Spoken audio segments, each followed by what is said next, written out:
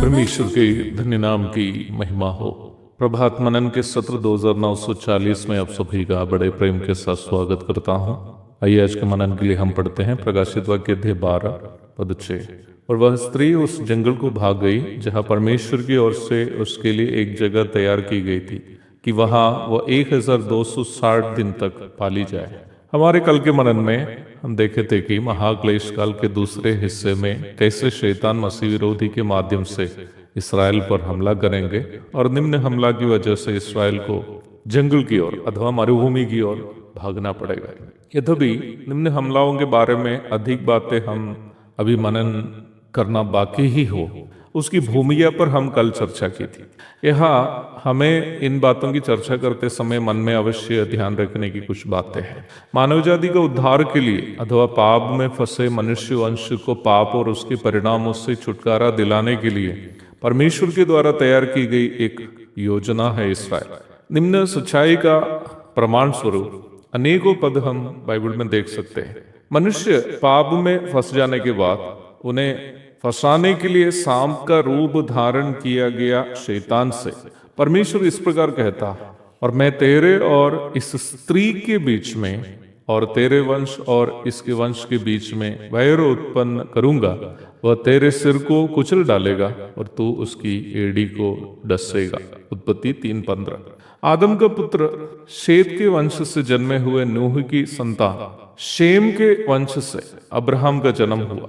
Abraham का पुत्र इसहाक का वंशज याकूब के 12 लड़कों से इसराइल के 12 गोत्रों की उत्पत्ति हुई। इन 12 गोत्रों में एक यहूदा गोत्र से, जिससे राजा दाऊद भी जन्मा था, प्रभु यीशु मसीह का जन्म हुआ। प्रभु यीशु मसीह से लेकर पहला मनुष्य आदम तक के वंशावली का जिक्र जो लूका ने किया, आप लूका अध्याय 3 की 23 से 38 तक के पदों में देख सकते हैं।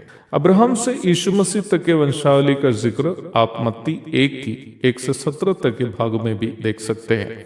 गलाती अध्याय 4 की 3 से 5 तक के भाग में प्रभु का निम्न जन्म को यहूदी वंशज तथा न्याय व्यवस्था में पंडित प्रेरित पौलुस इस प्रकार सूचित करता है। वैसे ही हम भी जब बालक थे तो संसार की आदि शिक्षा के वश में होकर दास बने हुए थे, परंतु जब समय पूरा हुआ तो परमेश्वर ने अपने पुत्र को भेजा जो स्त्री से जन्मा और व्यवस्था के अधीन उत्पन्न हुआ, ताकि व्यवस्था के अधीनों को मोल लेकर छुड़ा ले और हमको लेपागलक होने का पद मिले। यह पद में सूचित किया गया स्त्री शब्द को आप उत्पत्ति 3:15 एवं प्रकाशित वाक्य 12 की 6 में उपयोग किया गया स्त्री शब्द से भी तुलना करके समझ सकते हैं। पुनः आप गलाती अध्याय 4 की 21 से 31 तक के भाग से इस शब्द का तुलना करके अध्ययन करेंगे तो आप ये अवश्य समझ पाएंगे कि इन पदों में उपयोग किया गया स्त्री शब्द एक ही समय इसराइल राष्ट्र से जन्मी हुई माता मरियम को और उसी समय इसराइल राष्ट्र को भी सूचित करता है। अर्थात प्रायोगिक रूप में यीशु मसीह का जन्म मरियम नामक एक मनुष्य स्त्री जो यहूदिनी थी से हुआ, वही सैद्धांतिक रूप में यीशु मसीह का जन्म उस इसराइल राष्ट्र से हुआ जिसका मरियम प्रतिनिधि है। Practically Jesus was born through a human lady Mary who was Jewish, and doctrinally he was born from the nation Israel whom Mother Mary represents।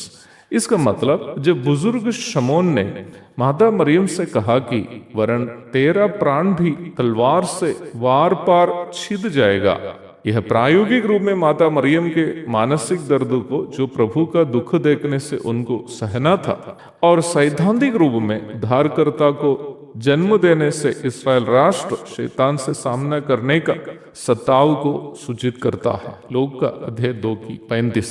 अब हम प्रारंभ में पढ़ी गई पद की ओर लौट कर आएंगे।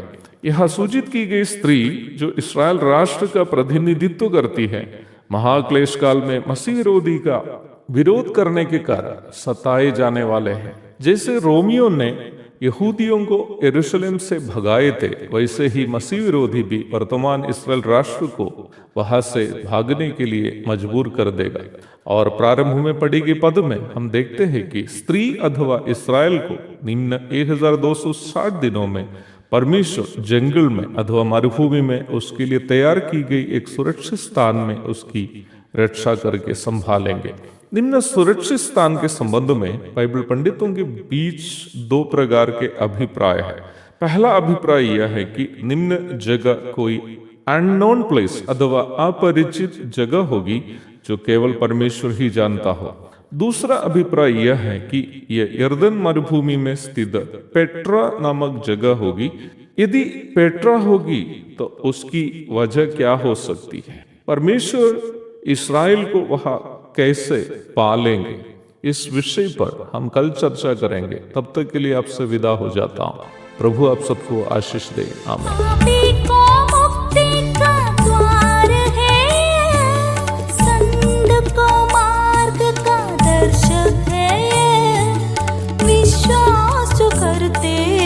उसके लिए अनंत जीवन का साधन है।